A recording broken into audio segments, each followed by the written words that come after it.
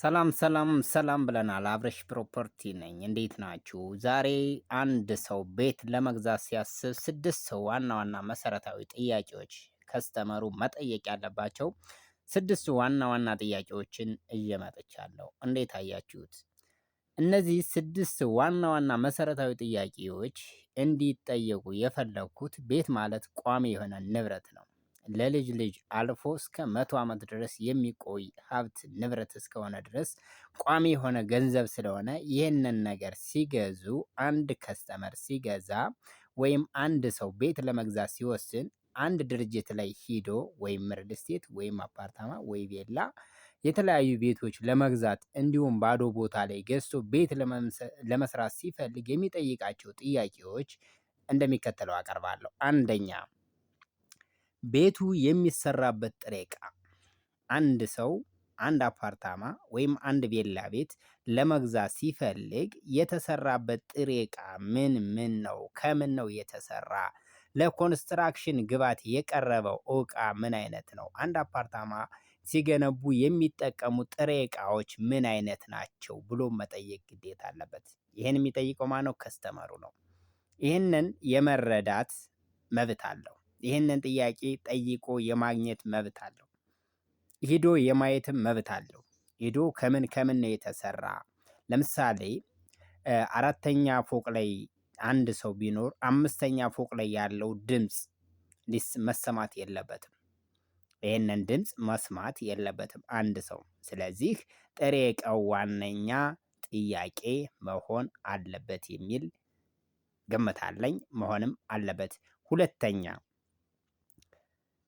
ቤቱ የሚገነቡት ሰዎች ቤቱን የሚገነቡት ወይም ያንን ድርጅት የሚሰሩ ሰዎች ህጋዊ ናቸው አይደሉም? ይህንንም ጥያቄ መጠየቅ ግዴታ አለ። እነዚህ ሰዎች ይህንን ግንባታ ይህን አፓርትመንት ቤት ሲሰሩ ህጋዊ ናቸው ወይ? ከመንግስት ጋር የተያያዘ ነው ወይ? አገር በቀል ናቸው ወይ? ነገ ለሚመጣው ነገር ኃላፊነት ይወስዳሉ ወይ? የሚሉ ጥያቄዎችን በሁለተኛ ደረጃ መጠየቅ ግዴታ አለበት። ማን ነው የሚጠይቅ? ከስተመሩ፣ ቤቱን የሚገዛው ሰውዬ። በሶስተኛ ደረጃ ቤቱን የሚገነቡት ሰዎች ቤቱን ገንብቶ የመጨረስ አቅም አላቸው ወይ? ካፒታል አላቸው ወይ? ገንዘባቸው ምን ያህል ነው? ይህንን ግንባታ ገንብተው ያስረክቡናል ወይ?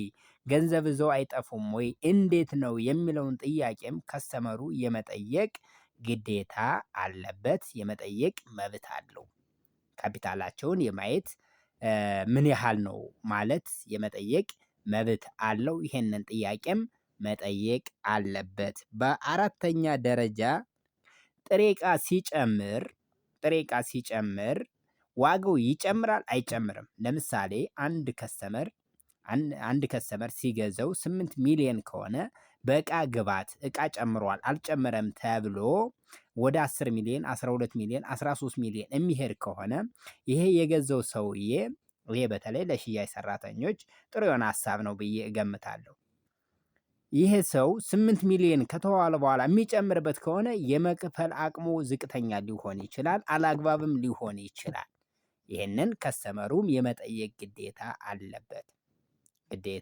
አለበት። ይህንን ጥያቄ በደንብ አድርጎ ጠይቆ ተረድቶ የመወሰን መብት አለው አንድ ከስተመር።